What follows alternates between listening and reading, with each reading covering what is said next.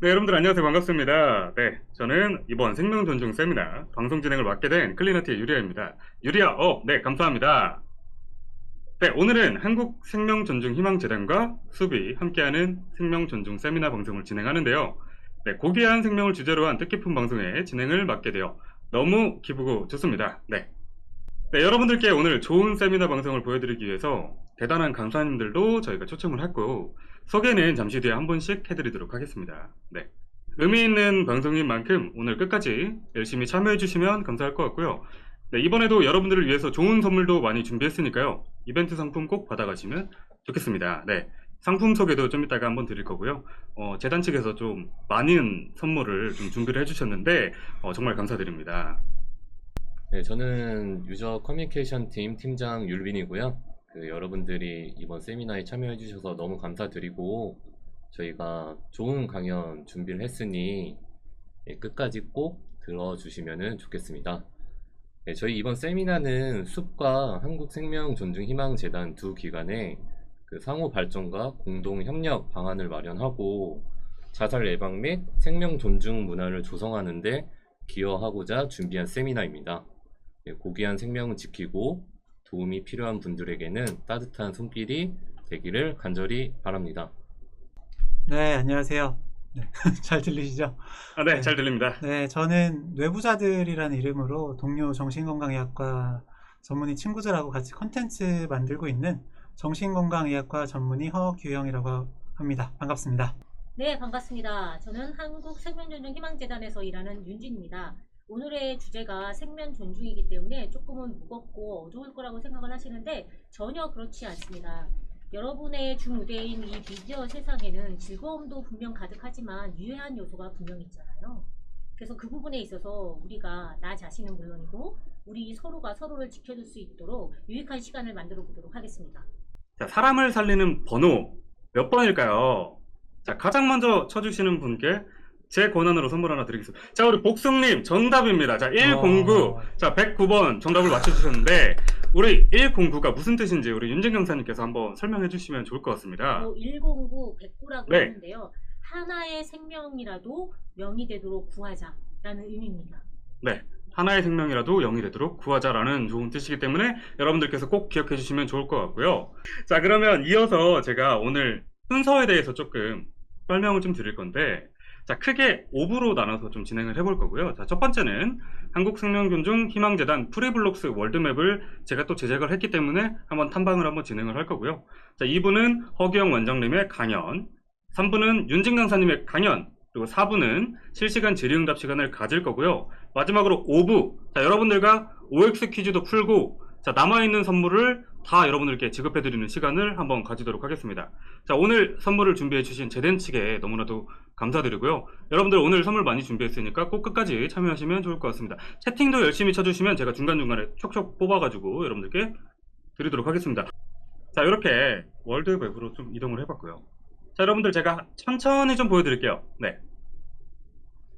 자, 이렇게 강연장을 좀 또 만들어 봤는데 잘 보이시죠? 귀여운 캐릭터들이 있는데 이 캐릭터들은 자살예방사업 홍보가 목적이라면 누구나 사용할 수 있도록 재단 측에서 제작한 생명지킴이들이고요. 혹시라도 사용하실 목적이 있으시다면 재단 측에 문의하시면 정말 좋을 것 같습니다. 자, 여기 부저 보이시죠? OX. 여러분들과 이따가 OX 퀴즈를 나눠야 되기 때문에 제가 OX 부저까지 준비를 해놨고, 자, 이따가 OX 퀴즈 때 다시 한번 이 웹으로 돌아오도록 하겠습니다. 제가 방금 들은 속보로는 우리 베스트 스트리머 라로시님께서 지금 방송에 200분의 시청자분이 함께 해주시고 계시고요. 네. 자, 그리고 감사하네요. 우리 베스트 스트리머 또 설채희님의 방송에서도 함께 해주시고 계시고, 자, 그리고 또 베스트 스트리머입니다. 베스트 스트리머 플린님께서도 또 함께 해주시고 계시는데 3베스트 스트리머가 저희 방송을 시청해 주시고 계시는데, 베스트 스트리머라고 하면 등급제라고 생각해 주시면 될 것 같아요. 저희가 일반 등급이거든요. 그러니까 저희보다 선배님들이 저희 방송을 도방을 해주시고 계세요. 그래서 좀 긴장이 되는데, 자, 우리 허규영 강사님 실제 정신건강의학과의 원장님으로 계시고, 각종 매체 EBS, KBS, TVN, 채널A, 메디컬 TV 다 들어본 곳에 출연 및 자문위원을 해주셨고 또 아까 말씀드렸던 메타버스 상담소 경험도 있으시고 도서를 또 공저를 하셨고요. 네, 우리 허규영 강사님의 강연 지금 시작하도록 하겠습니다. 네, 강사님 부탁드리겠습니다. 네. 소개해 주셔서 감사합니다. 다음 보여주시면은 네, 진행을 할게요. 오늘 어쨌든 자살에 대한 이야기를 주로 하게 될 거고요. 그리고 우울증과 자살이 어떤 관계가 있는지 이런 얘기들 좀 해보도록 하겠습니다. 우울이라고 하면은 뭐 정상적으로 보통 상황에서 다 느낄 수 있는 그런 이제 기분 상태인 거죠. 그래서 저도 이제 우울하다고 말씀을 드렸었고요. 그러니까 우리가 보통 뭐 좋아하는 물건을 잃어버리거나 아니면 뭐 어떤 사랑하는 사람과 좀 이별하게 되거나 하면은 우울한 게 오히려 정상이죠. 근데 이제 우울증이라고 하면은 단순히 이렇게 일시적으로 우울한 게 아니라 보통 이제 진단을 할 때 2주 이상 기간 동안 하루에 대부분 이제 매일매일 이렇게 우울해야지 진단을 할 수가 있습니다. 우울증 진단은 이렇게 하게 돼요. 그래서 9가지 증상 중에 5가지 이상이 최소 2주 이상 거의 매일 지속되어야 된다라고 하죠. 그래서 빈단계들도 쭉 보시면 되고, 저는 가장 흔하게 좀 보는 거는, 중요하게 보는 건 식욕의 변화.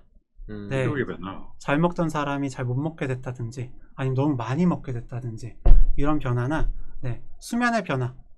너무 못 자거나 너무 많이 자거나, 그리고 재미가 없어지는 거. 내가 뭐 영화 보고 막 이렇게 뭐 방송 보고 이런 거 재밌었는데 어느 순간부터는 더 이상 재미가 없는 거예요. 그런 상태가 되는 게 우울증이라고 생각을 하시면 되고요. 오늘은 이제 9번 보시면 죽음에 대한 생각이 되풀이되어 떠오르거나 특정한 계획이 없는 자살 사고가 반복되거나 자살을 시도하거나 구체적인 자살 계획을 세운다 라고 되어 있는데, 이렇게 죽음에 대한 생각까지 나타날 수 있는 게 우울증이라고 할 수 있겠습니다. 그래서 이 자살이라는 건 다음 보여주시면은 자살은 이제 뭐 말 그대로 스스로를 죽이다라는 이제 한자죠.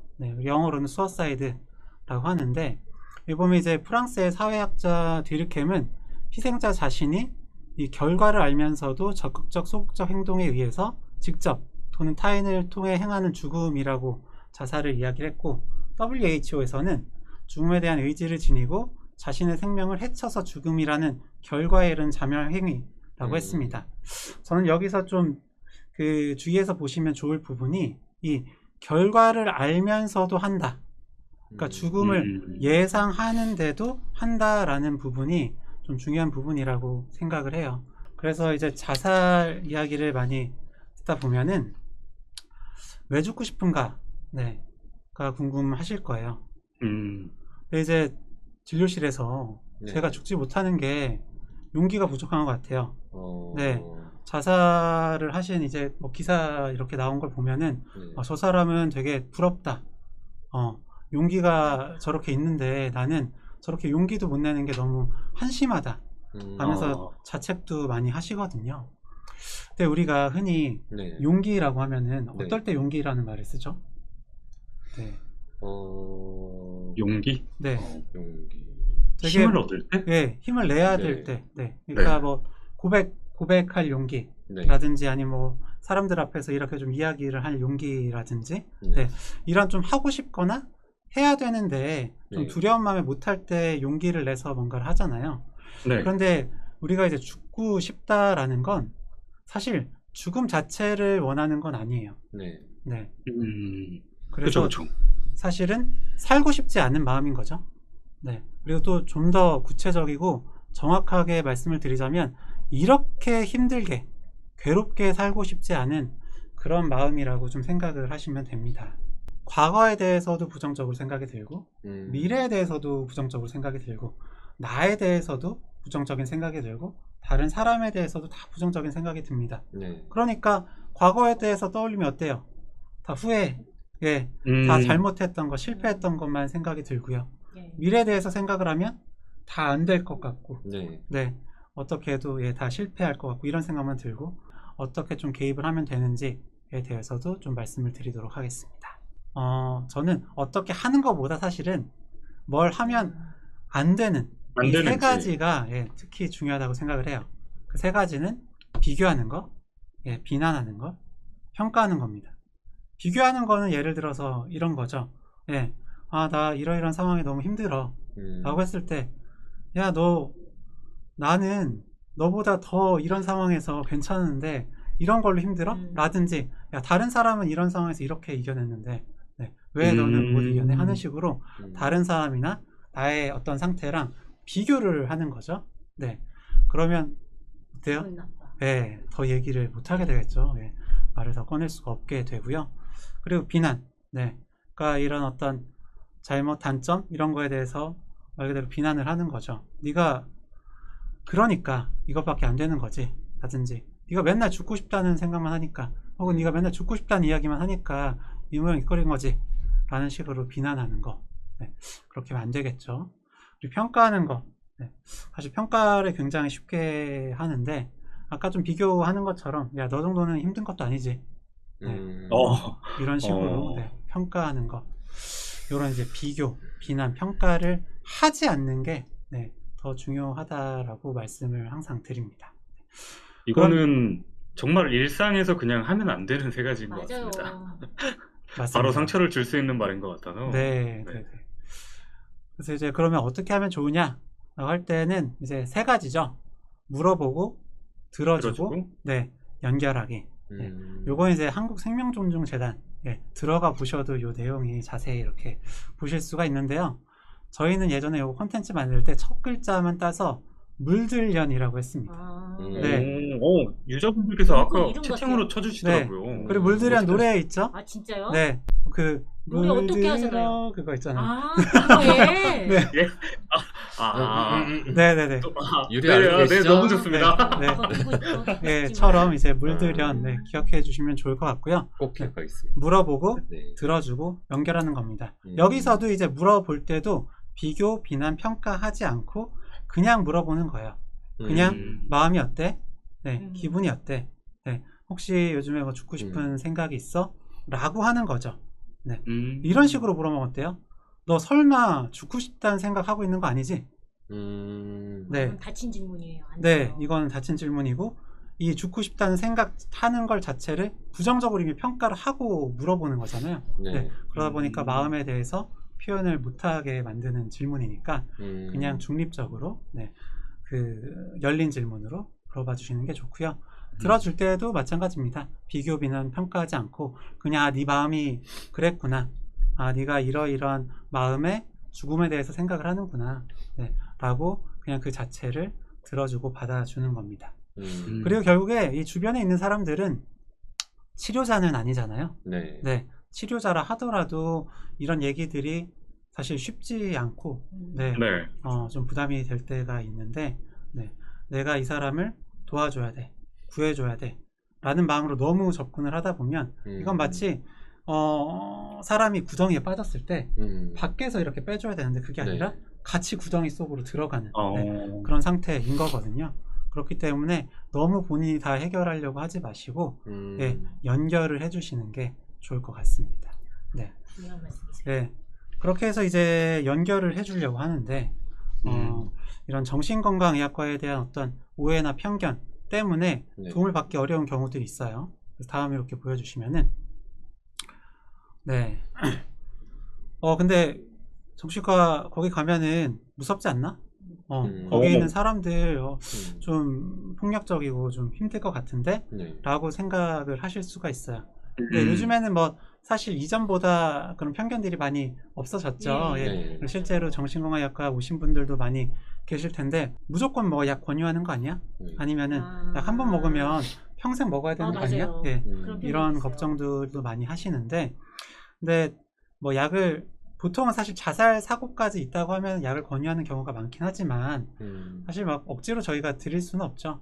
그래서 상담만 할 수도 있으니까 일단은 꼭 내원, 너무 힘들다면 내원하셨으면 좋겠고, 약물 치료도 마찬가지입니다.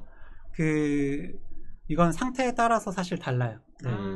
그리고 분명히 아주 힘든 상태라더라도 좋아져서 줄이고 끊는 경우들도 많이 있습니다. 그리고 저는 설사 약을 오래 복용을 하신다 하더라도 덜 힘들고 덜 괴롭고 한 게 더 중요하다고 생각을 맞아요. 하거든요. 네. 그러니까 이런 걱정 너무 하지 마시고 네, 좀 편하게 이렇게 연결해줬을 때 예, 내원을 하시면 좋을 것 같습니다. 네, 원장님 그 세타 토큰 유저님께서 네. 경력이 남냐라는 질문을 주셨는데 네. 답변 가능하실까요? 예, 이거 의무 기록이고요. 기록이 남기는 해요. 근데 걱정을 너무 안 하셔도 되는 게 이 기록은 본인밖에 알 수가 없습니다. 가족이라 하더라도 본인 동의 없이는 알려줄 수가 없어요. 네, 회사에서는 더더욱 알 수가 없는 거고요. 네, 그렇기 때문에 남긴 하지만 네. 네, 그렇게 걱정하실 필요는 없다. 그렇게 아시면 되겠습니다. 뭐든지 마찬가지예요. 다른 이제 질환들도 항상 초반에 네, 많이 아프지 않을 때 가야 네, 맞아요. 그 치료 기간도 짧고 네. 좀 빨리 그러니까 금방 끝날 수가 있잖아요. 네. 네, 정신건강의학과 질환도 마찬가지입니다. 좀 내가 문제 있는 거 아니야? 네, 이런 생각 좀 전이랑 달라졌는데 병원 한번 가볼까 말까? 이런 마음이실 때 네, 병원을 가셔야 뭐 약도 안 쓰거나 좀 적게 쓰거나 치료 기간도 좀 짧게 끝날 수가 있습니다. 이게 점진적으로 좋아질 수 있다는 말씀이신 거죠? 네, 분명히 좋아질 수 있습니다. 네. 자, 그러면 제가 1번을 한번 읽어드릴 건데 시청자와 상호작용에서 오는 스트레스라는 내용이고요. 네, 채팅 댓글에서 오는 부정적인 내용 때문에 자존감이 떨어져서 걱정입니다. 괜찮겠지라고 생각하지만 나중에 작은 일에 과도한 화를 내는 일이 잦아지고 있습니다. 휴식과 운동을 충분히 병행하고 있지만 심리적인 데미지는 여전히 남아있는 것 같아요. 그렇죠. 조금 더 나아질 수 있는 방법이 있을까요? 라는 질문을 주셨는데 네.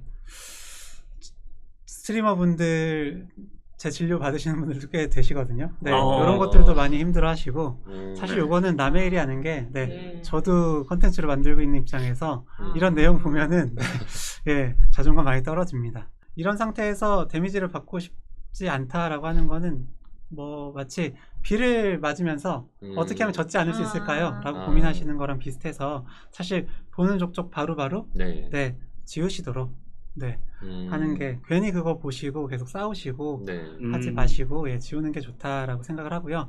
그나마 우산 쓰는 것처럼 좀 맞는 방법은 그 내용을 계속 보다 보면 나도 모르게 내가 정말 그런 사람이구나 네, 하면서 동조하게 되거든요. 네, 그게 아니라 이 사람은 네, 이런 사람이어서 나를 그렇게 공격하는 거고 내가 이런 댓글을 보고 화를 내거나 네, 이 사람의 말에 좌지우지 되는 것을 보고 싶어서 이 사람이 그러는 거니까 네, 내가 잘못이어서 그런 게 아니다 라고 생각을 하셔야 그래도 좀 덜 힘드실 수 있을 것 같습니다. 네, 지우세요. 네. 네. 네, 그리고 또 저희와 연결돼서 하면은 신고해 주시면 저희가 또 강제퇴장 조치도 또 해드리고 있기 때문에 네. 네, 우리 스트리머 분들께서는 신고 기능 꼭 활용해 주시면 좋을 것 같고요. 네, 그 시청자와 상호작용에서 오는 스트레스 두 번째를 제가 읽어드릴게요. 저는 항상 방송 시청자 수에 신경을 쓰고 그로 인해 큰 압박을 느낍니다.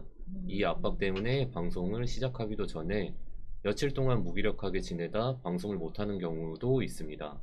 네. 이 정도로 며칠 동안 무기력하게 지낼 정도? 이 정도로 압박감을 크게 느끼시는 거는 아마 이렇게 방송 시청자 수를 생각할 때 조금 는 거보다도 조금 줄었을 때 마치 나는 망했어. 네. 이렇게 하다 보면은 뭐 정말로 방송 자체를 이어가지 못할 그럴 생각까지도 좀 가실 수가 있을 것 같거든요. 그래서 사실 조금 떨어졌을 때 속상한 마음이 어쩔 수 없겠지만 항상 갖고 계신 거 지금 함께 하시는 시청자들을 좀 보셔야 됩니다. 방송 준비와 진행에서 오는 부담감이고요. 방송을 준비하는 과정이 너무 피곤하고 시청자 기대에 부응하지 못할까봐 늘 걱정됩니다. 여기 보면 이 스트리머 분은 어떻게 보면 크게 두 가지 강박이 있으세요. 시청자 기대에 부응해야 한다는 강박, 그리고 하나는 매일 새로운 컨텐츠를 개발해야 된다는 강박이 있으신 것 같거든요. 생각해보면 이전에 일주일에 뭐 2개는 올려야지, 그리고 일주일에 하나 올리더라도 이만큼의 분량은 만들어야지라는 강박이 좀 있었거든요. 그런데 그걸 계속 맞추려다 보니까 계속 소진이 돼서 할 수가 없는 거예요. 그래서 결국 횟수도 좀 줄이고 한번 할 때 이제 양도 좀 줄이고 네. 했거든요. 네. 물론 네 제가 일주일에 막 2번 뭐 혹은 그 이상 양도 네. 길게 했다면 네. 뭐 지금보다 저희 어떤 뭐 그 영향력이 더 커졌을 수도 있긴 하지만 네. 사실 계속 못했을 것 같거든요. 예. 네, 계속 하긴 어려울 것 예, 같아요. 그래서 네. 장기적으로 하시려면 요런 강박을 조금 내려놓으셔야 됩니다. 그래서 음. 항상 기대에 부응할 수는 없다. 네. 그리고 항상 새로운 콘텐츠를 개발하진 않아도 된다. 네. 라고 좀 예, 쉽지 않아도 생각을 계속 하셔야 네. 네. 그래도 길게 가실 수가 있을 거예요. 음. 저 네. 유리아님 그 다음 장에 네. 그 5번이었나요? 네네네. 네, 5번 하나만 좀 추가로 하고 네. 예, Q&A 하면 좋을 것 같아요. 네. 그럼 제가 읽어드리겠습니다. 사생활과 방송 사이의 균형이고요. 스트리머로서의 이미지 때문에 항상 긴장하고 있어요. 즐겁게 방송을 하고 방송 종료 후 나도 모르게 울음을 터뜨린 적이 많습니다. 라는 질문을 주셨습니다. 근데 저는 이게 또 문제가 될 때가 내가 억텐이라고 그러죠. 예, 약간 너무 억지 텐션을 많이 높여서 했을 때 잘 되는 게 좀 문제인 것 같아요. 사람들이 나의 이런 모습을 계속 기대하겠구나. 내가 텐션을 낮춰서 하면 사람들이 나를 싫어하고 떠나가겠지. 예, 라고 생각을 하게 되는 게 문제인데. 네. 근데 요거도 좀 두렵지만 조금 내려놓고 그래도 사람들이 괜찮게 보는구나 라는 그런 수용의 경험을 반복적으로 좀 하셔야 내려놓으실 수 있을 거라고 좀 생각을 하고요. 그리고 저는 이런 얘기들을 좀 자주 드려요. 아무리 내가 노력하고 잘하려고 하더라도 70점 정도고 아무리 못하고 내려놓다 하더라도 한 30 정도는 한다고요. 네, 사실 그러니까 나의 차이가 그렇게 크지가 않은 거죠. 네. 제가 아무리 막 텐션 높여서 하려고 해도 뭐 감스트님처럼 되겠습니까? 그쵸. 네, 못하거든요. 힘들죠. 네. 네. 아무리 내려놓더라도 네. 어느 정도의 저의 모습은 있는 거니까 네. 네, 조금은 그런 생각하시면서 좀 편하게 하셔야 또 길게 하실 수 있을 것 같아요. 네, 우리 케일 라크님께서 의사 입장에서 미디어에서의 극단적 선택이라고 표현하는 걸 어떻게 생각하시나요? 라고 질문 주셨는데요. 요즘 그 정치공학 약간 이제 뭐 재단에서도 그럴 텐데 요즘에 극단적 선택보다는 그냥 자살 자체로 표현을 하자라고 많이 이야기를 해요. 네. 그리고 사실은 이제 죽음, 자살이라는 게 선택이 아니다. 네. 맞아요. 너무 힘든 상태에서 이제 어쩔 수 없이 좀 하게 되는 그런 부분이라서 좀 그렇고요. 네. 근데 모르겠습니다. 자살을 존중해주는 느낌이 드신다고 하셨는데, 예, 그렇게 느끼실 수도 있을 것 같고. 뭔가 선택이라는 단어가 들어가다 보니까 요거에 그런 대해서 느낌을 받으신 것 같아요. 제가 좀 추가적으로 설명을 드릴게요. 이 자살보도 가이드라인이라고 있거든요. 자살보도 권고 기준에는 자살 사건 보도를 최대한 자제하라는 게 제1 원칙입니다. 그러니까 자살이라는 것을 헤드라인에 써서 그걸 선정적이거나 혹은 흥미 위주로 어뷰징하지 말라는 의미인데 자살 단어를 안 쓰다 보니까 어느 순간 뭐 극단적 선택 이런 게 미디어에 좀 혼용하게 됐어요. 그런데 자살이라는 것을 이 자살 예방 실무자들의 입장에서 보면 이건 선택의 영역이 아니에요. 내몰리게 되는 것이고 여러 가지 정황상 자살하고 싶어서 죽고 싶어서 자살 시도를 하시는 분들은 없다는 가정하에 선택이라고 하게 되면 사실은 그 유가족부터 시작을 해서 여러 부분에 있어서 많은 입장의 그 난처함부터 시작을 해서 상처를 받게 되는 부분이 상처를 있어요. 주는, 네. 그러니까 선택은 아니라 그냥 자살 진짜 허 원장님 말씀하셨듯이 쓰려면 자살이라는 단어를 그냥 가치 중립적으로 쓰시는 게 맞고요. 그 사람의 또 가장 큰 문제는 극단적 선택이라고 하면요. 자살은 개인적인 사유와 개인적인 그 선택의 영역으로 치부하게 되어 있어요. 사실은 사회적으로 이것은 예방을 해야 되고 그리고 사회적으로 이분들을 보호해주고 저희가 개입해야 되는 여지를 끊게 되는 상황이 되는 것이죠. 그래서 극단적 선택이라는 말은 되도록 지양해야 된다. 저희는 그렇게 얘기하고 있습니다. 정신과 약 먹는 게 점점 스트레스로 다가와서 병원을 안 가고 있는데 제 임의대로 끊어도 될까요? 라는 질문을 주셨습니다. 네. 아마 답을 아시지 않을까 싶은데, 네. 이메일을 끊었다가 이제 그 약이 뭐 항우울제든 항불안제든 드시는 약들이 일부 금단 증상이라는 게 있습니다. 네, 우리가 술을 마시건 커피를 마시건 계속 마시다가 안 마시게 되면 네. 또 막 불안해지거나, 네, 뭐 손에 땀이 나고 막 이런 금단 증상이 생겨서 힘들 수가 있잖아요. 약도 마찬가지예요. 그래서 일시적으로 더 불안해지거나 우울해지거나 할 수가 있거든요. 그래서 좀 좋아졌다 하더라도 사실은 이제 상의해서 끊는 게 좋은데 지금 좀 귀찮아져서 그러시다라고 하면은 오히려 더더욱 좀 잘 이제 병원에 가셔서 그냥 이런 마음을 좀 솔직하게 오픈을 하시는 게 네, 좋을 것 같습니다. 자, 우리 윤진 강사님께서는 한국생명존중 희망재단 자살예방 홍보부장으로 재직 중이시고요. 그리고 또 이력을 보면 상담심리과를 또 졸업을 하셨습니다. 자, 그러면 우리 강사님 이어서 강연 좀 부탁드리도록 하겠습니다. 네, 다시 인사드리겠습니다. 저희 호주 사람을 다뤄하세요를 또 반영을 해서 재차 인사를 드리겠습니다. 자, 반갑습니다. 한국생명존중 희망재단에서 일하는 윤진입니다. 저는 오늘 자살 콘텐츠, 영상 콘텐츠 자살 장면 가이드라인에 대해서 설명을 드리려고 해요. 그래서 스키머나 유저분들이 콘텐츠를 제작하실 때 뭔가 생명 존중을 덧입혀서 보다 더 소중하고 귀한 콘텐츠를 제작하시기를 바라면서 시작을 하도록 하겠습니다. 영상 콘텐츠 자살 장면 가이드라인이라고 들어보셨을까요? 대부분 생경하실 거예요. 이 콘텐츠 가이드라인은 뭐냐 하면 보건복지부와 한국생명존중희망재단 그리고 한국방송작가협회가 협력해서 영상 속 자살 장면의 위험성에 대한 문제를 제기하고 모방 자살의 위험이 있기 때문에 이 성정적이고 자극적인 자살 장면을 줄이기 위해서 제작을 했습니다. 여기에는 4가지 원칙이 있어요. 하나하나 원칙을 설명을 해드리도록 하겠습니다. 자, 첫 번째 원칙입니다. 첫 번째 원칙은 자살 방법과 도구를 구체적으로 묘사하지 않습니다. 예요. 지금 저희가 이 화면을 되게 흐리게 제작을 하고 지금 올려놨음에도 불구하고 뭔가 불편하고 이 마음속에서 좀 울렁울렁하는 마음이 생기실 수도 있어요. 저 사진을 보시면은 어떠십니까? 팀장님 보시니까 어때요? 뭐 사실 이런 좀 유혈 사태가 일어나는 거는 불편하시죠? 네, 좀 봐도 좀 적응이 안 되는 것 그쵸. 같고요. 좀 안타까운 부분도 있고 그 누군가가 좀 도와줬으면 좋았을 텐데 라는 좀 그런 아쉬움도 있는 것 같습니다. 그리고 또 이 부분에 영향을 받아서 일반 사람들은 뭐 늘 보는 거니까 대수롭지 않은 일이네 하면서 탈자극화 현상이 일어나서요. 그냥 아무렇지도 않게 자살을 자연스럽게 받아들이는 상황이 벌어지기도 합니다. 또한 자살 방법과 도구를 구체적으로 묘사하다 보면 모방 자살이 일어나요. 두 번째 원칙은 자살을 문제 해결 수단으로 제시하거나 미화하지 말라는 겁니다. 이게 특히 범죄를 저질러서 자살로 마감을 하거나 이게 공소권 없음이 되잖아요. 범죄자도. 그리고 뭔가 건강상의 이유 그리고 재산상의 이유, 경제적인 이유 때문에 자살을 하는 것을 자꾸 노출을 하면 이게 문제 해결 수단이 돼서 비슷한 상황에 처한 사람들이 자살을 하게 되는 확률을 높여줍니다. 그리고 미화도 문제죠.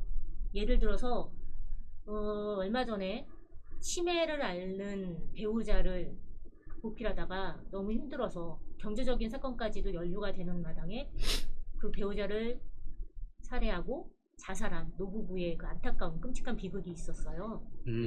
이걸 매스컴에서 뭐라고 표현을 했냐면 마지막까지도 아름다운 동행이라고 헤드라인을 달았어요. 느낌이 어떠세요? 사건의 본질이 완전히 왜곡됐죠. 그렇죠. 너무도 슬프고 안타까운 사건임에 불구하고 이게 아름다운 동행처럼 뭔가 미화된 상황이었어요. 이거는 비슷한 처지의 노인 노부부들에게 자살을 종용하는 사례까지 될 수 있는 상황이거든요. 맞아요. 그리고 희화도 문제입니다. 뭔가 이 자살이라는 것을 생명이라는 것을 너무도 가볍게 여기게 되는 상황에 처하게 되기 때문에 이 자살이라는 것은 뭐 문제 해결 수단으로 제시할 수도 없고 절대 미화하거나 영웅화하거나 그리고 또 희화할 수 없다. 그러니 뭐 드라마 같은 데서도 자살하는 장면에서 뭔가 아름답게 영상 처리를 한다거나 뭐 또 아름다운 음악을 깐다거나 뭐 이런 것도 영향을 받을 수가 있어요. 그것도 조심을 해야 되는 상황인 것이죠. 그리고 세 번째 원칙입니다. 세 번째 원칙은 동반 자살이나 살해 후 자살 같은 장면을 지양하라는 겁니다. 이 부분에 있어서도 정말 두 사건 모두 정말로 안타깝고 쉽지 않은 극악의 비극인데요. 이런 영상을 일반 사람들이 왜 봐야 되는지 사실은 좀 개인적으로 이해가 되지 않아요. 자살을 같이 모하는 동반 자살도 물론 아주 말할 수 없는 비극이지만 살해 후 자살은 더더욱 끔찍합니다. 한마디로 살아가는 내 가족에게 살해를 당한 다음에 그 사람이 자살을 하는 상황인 거예요. 자녀의 입장 같은 경우는 내가 동의하지 않았을 텐데 나의 부모가 나를 살해하고 자살을 하는 거랑 같은 것이죠. 이건 정말 극악무도한 비극입니다. 근데 이런 부분을 자꾸 이렇게 노출을 하다 보면 문제가 될 수 있는 것이고요. 이 같은 영상을 유출한다는 것 자체가 이 범죄에 동조한다는 의미라고 볼 수 있어요.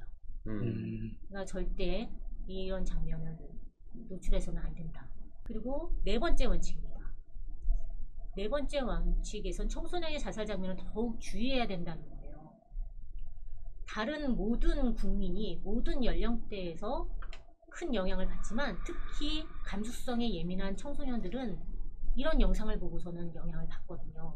저희 지금 간단하게 말씀을 드렸지만 이 내용을 들으시고 온라인 속에 자살 유발 정보, 유해 정보에 대한 뭔가 비판적 사고가 생기셨기를 간곡히 부탁을 드리면서 기대를 합니다. 제가 읽어드릴게요. 네. 예전 학생 때 자살이나 우울증 관련해서 교육을 받았던 기억이 잘 없는데 요즘 청소년들 대상으로 자살 우울증에 대해 어떻게 대응하는지와 같은 교육을 진행하는지 자살 시도자에게 의무적으로 교육을 진행하는 게 있는지도 궁금합니다. 라는 질문 주셨습니다. 네, 제가 말씀을 드릴게요. 네, 윤진 부장님께서 네, 부탁드리겠습니다. 자살 시도자나 그 자살 위험자들만에 대한 교육은 아니고요. 애초부터 교육부는 이 상반기, 하반기, 그러니까 왜 1학기, 2학기에 걸쳐서 학생들에게 자살 예방 교육, 생명지킴이 교육을 진행을 하고 있었어요. 그런데 이것이 법률적으로 정해졌죠. 그래서 올해 7월 12일 날 자살 예방 교육이 의무화됐습니다. 그래서 학교에서는 1년에 한 번은 최소한 생명지킴이 교육, 자살 예방 교육을 진행하게 되어 있어요. 도파민이 우울증 해소에 도움이 될 수 있나요? 라고 질문 주셨는데 요거는 우리 원장님께서 답변 한번 부탁드리겠습니다. 네, 도파민 이제 신경 전달 물질이고, 네, 우리가 뭐 흥미, 즐거움, 쾌감, 뭐 기력 이런 거랑 관련이 되어 있는데 이제 우울증 상태에서 이런 도파민이 부족해지거나 불균형이 온다라고 하거든요. 그래서 실제로 항우울제 중에 이제 어떤 항우울제는 이런 도파민 물질을 올려주고 이제 불균형을 맞춰주는 그런 약이 있어요. 그래서 도파민이란 물질은 어쨌든 이런 우울에 도움이 될 수는 있습니다. 근데 이제 마냥 올려준다고 다 좋은 건 아니고요. 그쵸, 네, 그쵸, 균형을 그쵸. 맞추는 안정이 더 중요하다. 그렇게 이해하시면 될 것 같아요. 예전에 자살 생각이 있는 지인이 있었는데 정신건강의학과나 심리상담센터 등을 권유하면 거부감을 느끼더라고요. 어떻게 말하면 좋을까요? 라고 질문 주셨는데 그 거부감 느끼는 부분에 대해서 자세히 일단 물어보시면 좋을 것 같아요. 그래서 어떤 부분에서 이게 약 때문인지 아니면 이걸 의지의 문제로 생각을 하기 때문에 거부감을 느끼는 건지 이게 좀 더 구체화되면 좋을 것 같고요. 만약에 의지의 문제로 생각해서 좀 나약한 사람으로 보거나 스스로 그렇게 생각을 하면서 이게 거부감을 느껴서 못 가시는 거라면 이건 마음의 문제가 아니라 뇌의 질환이라는 걸 분명히 좀 아셔야 됩니다.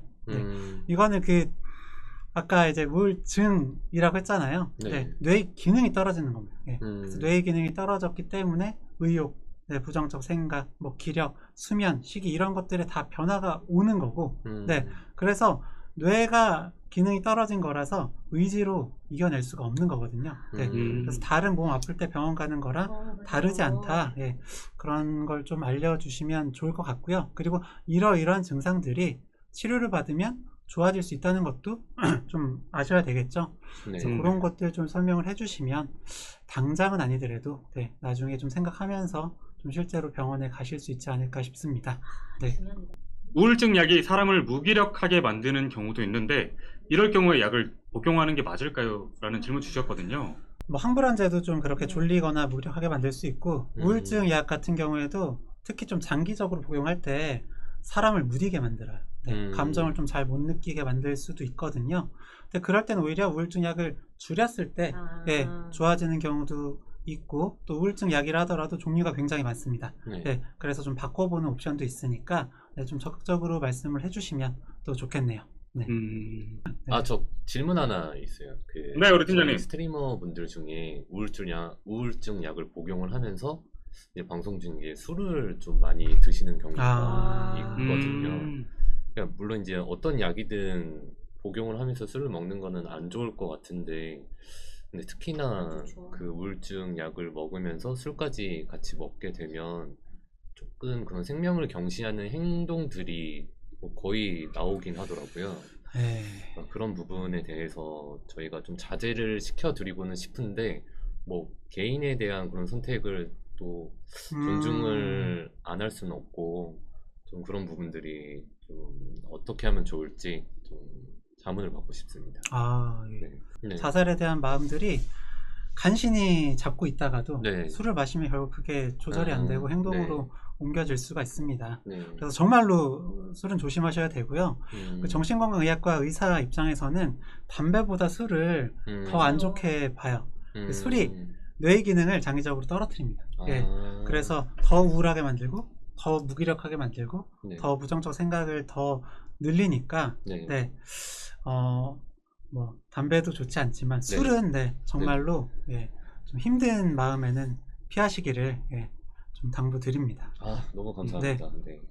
우울해하는 친구에게 나는 이렇게 이겨냈었어, 너도 할 수 있어, 이런 식으로 응원하는 것도 비교로 느껴질까요? 비교로 느껴질까요?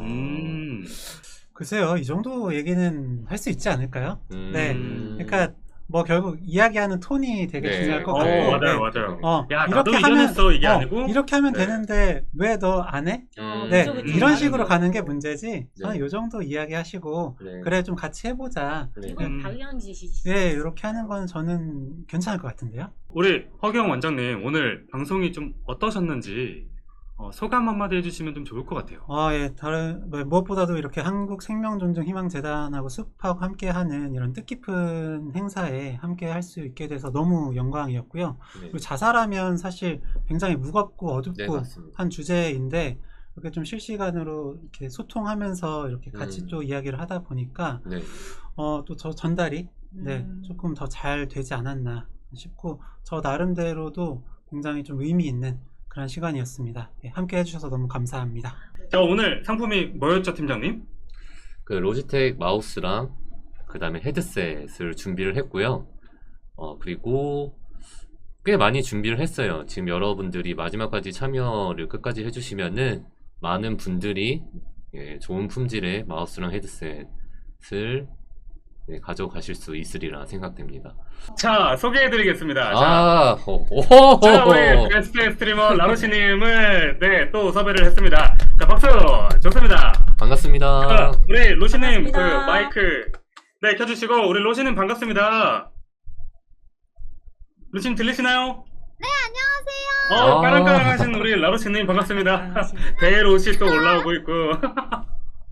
자, 제가 얼마 전에 로시님이 방송에서 유저간담회 출연 너무 재밌었다. 버추얼 공방 있으면 또 나가고 싶다라고 말씀하신 걸 제가 듣고 또 급하게 또 섭외를 드렸는데 흔쾌히 수락해주셔서 감사드립니다. 우리 유저님들께, 그리고 우리 강사님도 우리 로시님을 모르시니까 소개 한번 부탁드리겠습니다.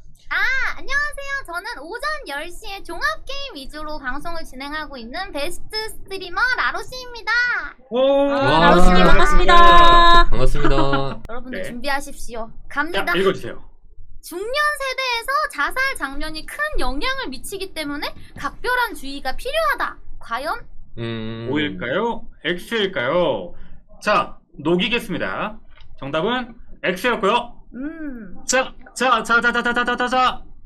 먼지 김도리님 축하드립니다. 자, 좋습니다. 자, 여기까지가 문제였고요. 아직 선물이 많이 남았는데 로시님 오늘 방송 끝까지 다 보셨잖아요. 네. 한 가지만 좀 말씀을 드리고 싶어요. 사실은 함정이 조금 있었잖아요. 마지막 질문에.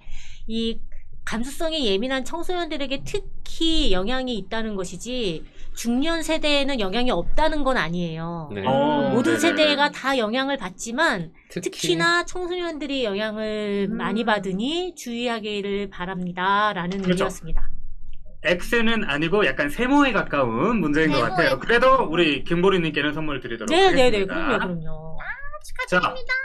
영상 콘텐츠 자살 장면 가이드라인은 방송과 인터넷 등 영상 콘텐츠에서 자살 장면을 신중하게 묘사할 것을 권고하기 위한 것이다. 이거 자, 좀 어렵습니다. OX. 어렵습니다. OX 갑니다. 3, 2, 1. 2, 1. 자, 와. 섞였어요. 자, 섞였는데, 자, X는 이태원 클라스님이고요. 흑도리님은 O고요. 자, 두 분 중에 한 분이 받았겠죠? 자, 정답은 O입니다. 자, 흑도리님 축하드립니다. 자, 와우. 우리 부장님. 박수 한번 네. 부탁드리겠습니다. 영상 콘텐츠 자살 장면 가이드라인은 영상 속 자살 장면의 위험성에 대한 문제를 제기하고 모방 자살의 위험성을 알리기 위해서 개발되었습니다. 자, 우리 로시님 오늘 방송 보신 소감이랑 그래도 짧게 출연했지만 나온 소감 정도 한번 해주시면 좋을 것 같아요. 나온 소감. 네. 좋습니다. 일단은 원래도 사실 이런 세미나 같은 걸 막 엄청 챙겨보거나 우리가 평소에 보려고 하지 않으면 쉽게 접할 수 없잖아요. 그렇죠. 그런데 아프리카에서 이렇게 방송하는 곳에서 이렇게 보고 다른 BJ분들과 같이 도방하고 이렇게 참여하면서 많은 분들이 또 시청할 수 있다는 것 자체가 너무 장점인 것 같고, 그리고 중간에 나왔던 질문 중에서 이제 자살을 다른 매체들에서 극단적 선택이라고 표현하는 것에 대한 질문이 들어왔었잖아요. 그때 이게 네. 뭔가 이 말 자체가 뭔가 언제든지 내가 선택할 수 있는 선택지로서 자살을 인식하게 될 수도 있겠구나 라고 생각이 들어서 한 번도 생각해보지 못한 주제에 대해서 좀 깊게 생각해 볼 수 있는 기회가 됐습니다. 너무 유익한 시간이었습니다. 역시 똑순이 라로시님. 말씀 너무 잘하세요. 다음에 또 기회가 된다면 또 너무 또 좋죠. 섭외 연락을 또 드리도록 하겠습니다. 감사합니다. 가능하다면. 오늘 생명 종중 세미나 잘 보셨는지 모르겠습니다. 생명은 존재만으로도 고귀하고 소중한 존재라고 생각하고요. 주위에 힘들어하는 사람이 있다면 누군가 나서서 도와주기를 기다리지 마시고 여러분들이 가장 먼저 손길을 내미시는 사람이 되었으면 좋겠습니다. 자, 오늘 방송 정말 많은 분들이 도움을 주셨습니다. 내부적으로도 많은 도움을 주셨고 우리 팀원분들 도움을 주셨는데 본부장님께도 감사드린다는 말씀 좀 드리고 싶고요. 우리 팀장님과 우리 윤지 부장님 네. 마지막으로 소감 한마디씩 해주시면 좋을 것 같은데 네. 우리 부장님부터 좀 부탁드리겠습니다. 저는 온라인에서의 새로운 시도였거든요. 저희도 세미나가. 그런데 이 네. 아프리카 TV 숲에서 너무 좀 잘해주셔가지고 진심으로 감동이었고요. 그리고 이 시간에 함께 해주신 스트리머와 유저분들 진심으로 감사드립니다. 그래서 이 스트리머와 유저분들이 온라인 세상에서 생명의 샘물결을 일으켜 주시기를 진심으로 기대하고 기원하겠습니다. 감사합니다. 네, 감사합니다. 우리 팀장님도 한번 부탁드리겠습니다. 네, 저희가 이번에 처음 시도하는 세미나고, 유저 여러분들께서 참여를 너무 많이 해주시고, 반응도 너무 많이 해주셔서 너무 감사드리고, 저희가 앞으로도 이러한 세미나가 자리 잡고, 더 많이 진행될 수 있도록 노력을 하도록 하겠습니다. 그리고 한국생명존중희망재단, 재단 관계자분께 너무 감사드린다는 말씀을 전하고 싶습니다. 너무 감사합니다. 제가 이제 맵 제작부터 이제 준비까지 조금 이제 기회가 돼서 이제 참여를 하게 되었는데 정말 뜻깊은 자리에 함께할 수 있어서 너무 좋았습니다. 또 다음에 또 기회가 된다면 또 함께하면 너무 감사할 것 같습니다.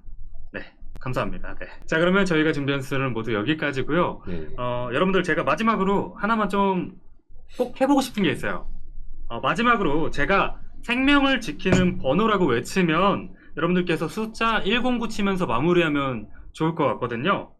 여러분들 그럼 요거는 제가 어때요? 109 치면서 손가락도 109. 한번 해주시면 좋을 것 좋습니다. 같고. 저랑 자, 같이 하시죠. 여러분들 오늘 참여해주셔서 감사합니다. 자, 생명을 지키는 번호 109 네, 감사합니다. 네, 여기까지입니다. 감사합니다. 감사합니다.